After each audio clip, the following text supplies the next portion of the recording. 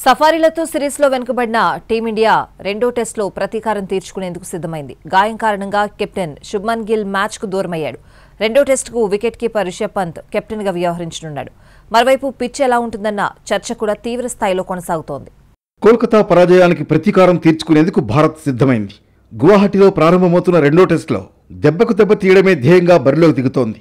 కోల్కతాలో స్పిన్కు విపరీతంగా సహకరించిన పిచ్పై ఆతిథ్య జట్టు అనూహ్యంగా బోల్తా కొట్టడంతో రెండో టెస్టు వేదిక గువాహటిలో పిచ్ ఎలా ఉండబోతుందన్నది ఆసక్తికరంగా మారింది. బర్సాపారా క్రికెట్ మైదానంలోని పిచ్ను చూస్తే ఈ మ్యాచ్ కూడా త్వరగా ముగిసేలా కనిపిస్తోంది. ఎర్రమట్టి పిచ్పై కాస్త పచ్చిక ఉంది.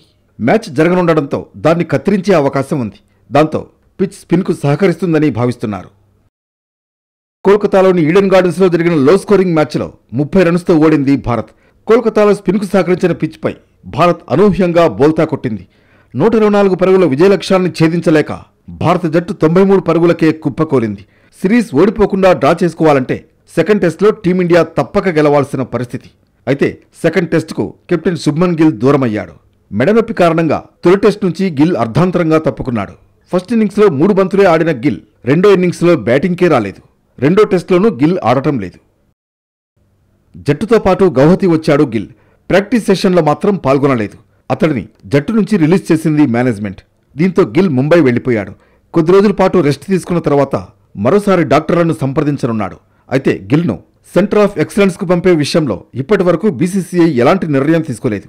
మరికొన్ని రోజుల్లో దీనిపై క్లారిటీ వచ్చే అవకాశం ఉంది. శుభ్మన్ గిల్ తప్పుకోవడంతో సెకండ్ టెస్ట్లో టీమిండియాకు రిషబ్ పంత్ కెప్టెన్సీ చేయనున్నాడు.